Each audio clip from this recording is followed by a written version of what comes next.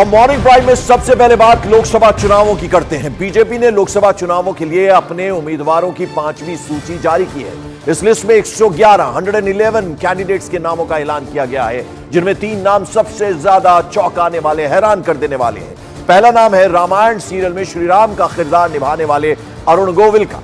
दूसरा नाम है फिल्म अभिनेत्री कंगना रनौत का। और तीसरा नाम है कांग्रेस छोड़कर बीजेपी में आए नवीन जिंदल का।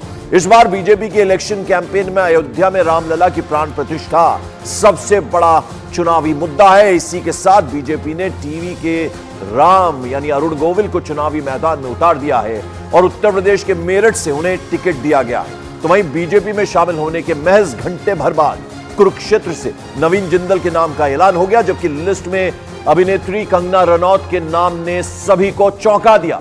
कंगना रनौत को बीजेपी ने हिमाचल प्रदेश की मंडी सीट से प्रत्याशी बनाया है। तो वहीं जेएमएम नेता और हेमंत सोरेन की भाभी सीता सोरेन को भी बीजेपी ने दुमका से प्रत्याशी बनाया है। सीता सोरेन हाल ही में बीजेपी में शामिल हुई थी और बीजेपी से टिकट मिलने के बाद कंगना रनौत ने ट्वीट किया और लिखा, मेरे प्यारे भारत और भारतीय जनता की अपनी पार्टी बीजेपी को मेरा हमेशा बिना शर्त समर्थन रहा है। आज बीजेपी के राष्ट्रीय नेतृत्व ने मुझे मेरे जन्मस्थान हिमाचल प्रदेश मंडी सीट से अपना लोकसभा उम्मीदवार घोषित किया है। मुझे हाईकमान का फैसला मंजूर है। मैं आधिकारिक तौर पर पार्टी में शामिल होकर सम्मानित और उत्साहित महसूस कर रही हूं। मैं एक योग्य कार्यकर्ता और विश्वसनीय लोक सेवक बनने की आशा रखती हूं। यह ट्वीट किया है कंगना रनौत ने। तो वहीं हरियाणा के कुरुक्षेत्र से टिकट मिलने पर नवीन जिंदल ने कहा कि उनके लिए बहुत ही महत्वपूर्ण दिन है, क्योंकि वो बीजेपी में शामिल हुए हैं और बीजेपी ने उन्हें कुरुक्षेत्र से लोकसभा चुनाव लड़ने की जिम्मेदारी भी सौंपी है।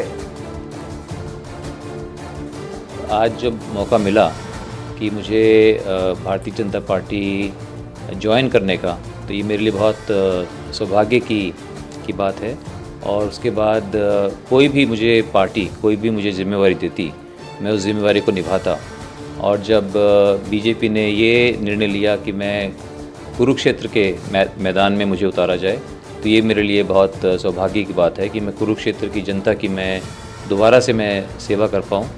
तो इसलिए मैं पूरे तन मन धन से मैं उनकी सेवा करूँगा और माननीय मोदी जी के नेतृत्व में जो विकसित भारत का हम सबका सपना है, हम अपने सपने को हम साकार करेंगे। और हमारे पॉलिटिकल एडिटर यतीन्द्र इस वक्त सीधा हमारे साथ जुड़े। यतीन्द्र, ये जो 5वीं लिस्ट आई है, अब तक हमने देखा है बीजेपी की जो 4 लिस्ट इससे पहले आई, विनेबिलिटी सबसे बड़ा फैक्टर है और यहां चौंकाने वाले 2 नाम हैं। उनमें अरुण गोविल हैं और साथ ही साथ कंगना रनौत भी हैं।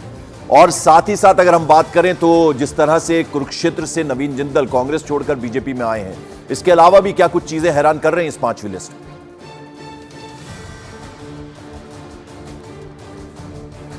देखिए, 5वीं लिस्ट जो पंकज सामने आई है, वो लिस्ट एक तरह से कहा जाए तो चुनावी रण में भगवान राम की एंट्री भी हो गई है। टीवी के राम जो अरुण गोविल पहचाने जाते हैं टीवी के राम के तौर पर, उनकी मेरठ में चौंकाने वाली एंट्री। हालांकि न्यूज़ 18 इंडिया ने सबसे पहले ये खबर ब्रेक कर दी थी कि अरुण गोविल मेरठ से चुनावी मैदान में होंगे। वहीं नवीन जिंदल के बारे में बता दिया था कि वो कुरुक्षेत्र से बीजेपी के उम्मीदवार होंगे। यानी कि रामायण और महाभारत यानी कुरुक्षेत्र में नवीन जिंदल की एंट्री ये साफ तौर पर दिखाता है कि बीजेपी एक एक सीट पर फूक फूक कर कदम रख रही है। हालांकि जब ये बताया गया न्यूज़ 18 इंडिया की तरफ से कि गाजियाबाद से डॉक्टर जनरल वीके सिंह का टिकट कटेगा, यानी जो जीत की जो बात है उसको लेकर बीजेपी कोई भी संकोच या कोई भी किसी भी तरह का कोई भी मौका चूकना नहीं चाहती। थोड़ा मेरी स्टेट की भी बात कर लीजिए। कभी टिकट काटने से नहीं चूकी, चाहे वो डॉक्टर जनरल वीके सिंह हो या वरुण गांधी हो। और हिमाचल की जो आप बात कर रहे हैं आपके स्टेट की, तो वहां से भी बड़ा चौंकाने वाला नाम है। हालांकि काफी दिन से चर्चाएं चल रही थी कि कंगना रनौत बीजेपी की उम्मीदवार होंगी, लेकिन कल 5वीं लिस्ट में मंडी से जब उनका नाम सामने आया तो हर कोई हैरान रह गया, क्योंकि हर कोई ये मान के चल रहा था कि वो दिल्ली से चुनाव लड़ेंगी या गाजियाबाद से लड़ेंगी या मथुरा से लड़ेंगी। लेकिन उनको उनकी पारंपरिक सीट यानी कि उनका जो जन्म स्थान है वहां से उनको मौका दिया गया। यानी कि एक बेहद चौंकाने वाला, क्योंकि हिमाचल में जिस तरह से राजनीतिक घटनाक्रम चल रहा है, ऊपर उतार चढ़ाव देखने को मिल रहा है, सरकार खतरे में दिखाई देती है कभी कभी, उसमें ये बड़ा चौंकाने वाला नाम है। चलिए यतीन्द्र बने रहिए आप मेरे साथ, कुछ और बातें आपसे करनी है राजनीति से ही जुड़ी हुई। बीजेपी की 5वीं सूची में 17 स्टेट्स की 111 यानी 111 सीटों पर कैंडिडेट्स के नामों का ऐलान किया गया है, जिनमें सबसे ज्यादा 19 कैंडिडेट्स पश्चिम बंगाल के हैं। इसके बाद ओडिशा के 18, बिहार के 17, उत्तर प्रदेश के 13, राजस्थान के 7, आंध्र प्रदेश और गुजरात के 6-6, उसके अलावा हरियाणा, कर्नाटक, केरल यानी इन 30 स्टेट्स के 4-4, झारखंड और महाराष्ट्र के 3-3, हिमाचल प्रदेश, तेलंगाना के 2-2 और गोवा, मिजोरम, सिक्किम के 1-1 कैंडिडेट्स के नाम शामिल हैं। तो कुल मिलाकर यह 5वीं लिस्ट का लेखा जोखा है कि कितने कैंडिडेट्स कहां से उनके नामों पर फैसला हुआ है। उधर अगर बिहार की बात करें तो बिहार में बीजेपी ने एनडीए के तहत अपने हिस्से की 17 सीट्स पर अपने कैंडिडेट्स की घोषणा कर दी है, जिनमें से बक्सर से सांसद अश्विनी चौबे, सासाराम से एमपी छेदी पासवान और मुजफ्फरपुर के सांसद अजय निषाद का टिकट कट गया है। खास बात ऐसे में यह है कि इस बार बीजेपी ने बिहार में किसी भी महिला कैंडिडेट को टिकट नहीं दिया है, जबकि सवर्णों पर सबसे ज्यादा भरोसा जताया है। जिन मौजूदा सांसदों पर बीजेपी ने फिर से भरोसा जताया है उनमें गिरिराज सिंह हैं, रविशंकर प्रसाद हैं, संजय जायसवाल हैं, राधा मोहन सिंह हैं, उसके अलावा अशोक यादव, प्रदीप सिंह, गोपाल जी ठाकुर, जनार्दन सिग्रीवाल, राजीव प्रताप रूडी, नित्यानंद राय, रामकृपाल यादव, आरके सिंह और सुशील सिंह का नाम इस लिस्ट में शामिल हैं। तो बिहार का ये हम लेखा जोखा आपको बता रहे हैं। उसके अलावा पटना साहिब से दोबारा टिकट मिलने पर बीजेपी के वरिष्ठ नेता है रविशंकर प्रसाद। उन्होंने कहा कि उन पर भरोसा जताने के लिए वो पार्टी नेतृत्व के आभारी हैं। पार्टी के प्रति अपनी कृतज्ञता ज्ञापित करता हूं कि पार्टी के द्वारा मुझे पटना साहिब लोकसभा क्षेत्र से दोबारा उम्मीदवार बनाया गया है। सभी वरिष्ठों का हृदय से अपनी कृतज्ञता देता हूं कि उन्होंने ये दायित्व मुझे दिया है। पिछले 10 साल में मोदी जी की अगुवाई में भारत बहुत आगे बढ़ा है और अब 2047 तक विकसित भारत के लक्ष्य को हमें प्राप्त करना है। और आइए एक बार फिर रुक करते हैं यतीन का। यतीन, अगर मैं बिहार के परिप्रेक्ष्य में बात करूं तो कुछ पुराने चेहरे जिनमें रविशंकर प्रसाद को अभी हम सुनवा भी रहे थे हमारे दर्शकों को, इन पर भरोसा जताया। कुछ और नाम ऐसे हैं जिन पर वापस जिन्हें टिकट दिया गया है, लेकिन कुछ का पत्ता कटा है।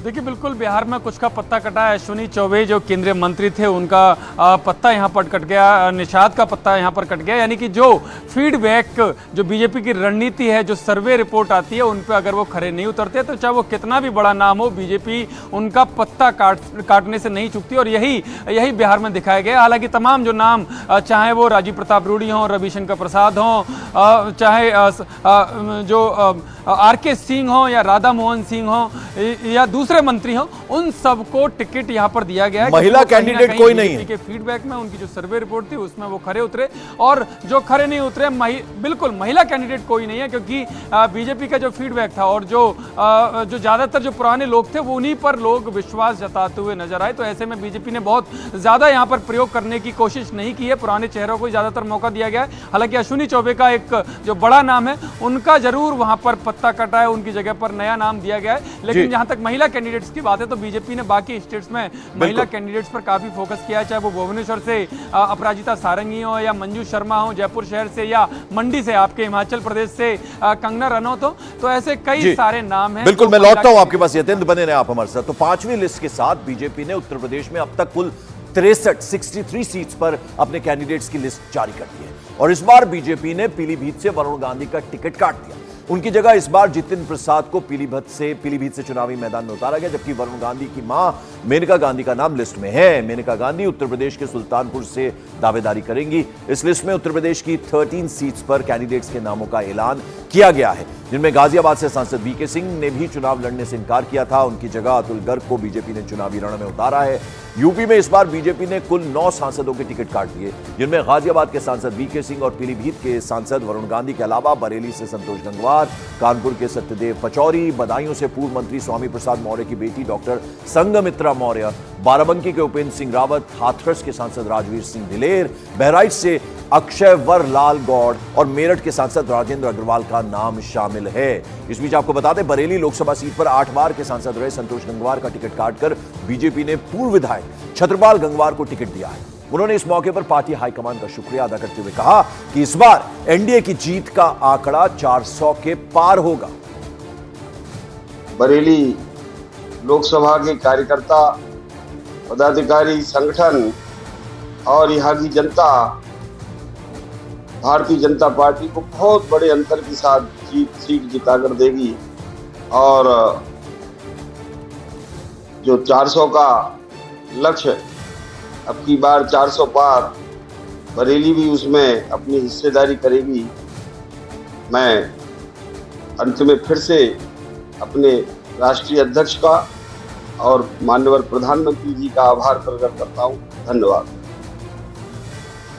और यतीन्द्र, अगर मैं यूपी का लेखा जोखा आपसे पूछूं तो एक नाम जो है वो चौंकाता है। फायर ब्रांड नेता की इमेज रही है, गांधी नाम साथ में जुड़ा है, इस बार पत्ता कटा है उनका। क्या कारण है कि अब इस रेस में पिछड़ते हुए नजर आए? हालांकि मां को एक बार फिर से सुल्तानपुर से उम्मीदवार बनाया है बीजेपी।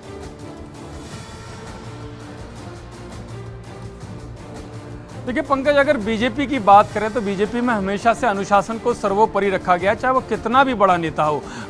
वरुण गांधी परिवार से ताल्लुक रखते हैं, बड़े नेता माने जाते हैं, लेकिन वो हमेशा सुर्खियों में रहते थे मोदी सरकार को या योगी सरकार को निशाने पर लेकर। उनकी जो पॉलिसी थी उनको लेकर वो हमेशा से निशाना साधते रहते थे, और ये बीजेपी नेतृत्व कभी भी इसको नज़रअंदाज नहीं कर पाया और पहले से ही मन बना लिया था कि इस बार वरुण गांधी को टिकट नहीं मिलेगा। और न्यूज़ 18 इंडिया ने सबसे पहले खबर दिखाई थी कि यूपी में इस बार दिग्गज नेताओं को टिकट कटेगा, जिसमें वरुण गांधी है। और हमने तो उसी दिन ये न्यूज़ 18 इंडिया ने दिखा दिया था कि वरुण गांधी का टिकट काटकर जितिन प्रसाद को टिकट दिया जाएगा। हालांकि उनकी मां मेनका गांधी सुल्तानपुर से चुनाव बरकरार रहेगा, उनका चुनाव, उनकी टिकट बरकरार रहेगी, क्योंकि वो उन्होंने कभी भी पार्टी के खिलाफ कुछ नहीं बोला, तो उनको उसका फायदा मिला। और एक जब उत्तर प्रदेश में ये टिकट कटे तो ये बात कही गई, जब न्यूज़ 18 इंडिया ने खबर चलाई कि मेरठ और गाजियाबाद, कि गाजियाबाद से डॉक्टर जनरल वीके सिंह का टिकट कटेगा तो अतुल गर्ग को मिलेगा, और वहीं से अरुण गोविल जो राम माने जाते हैं टीवी के,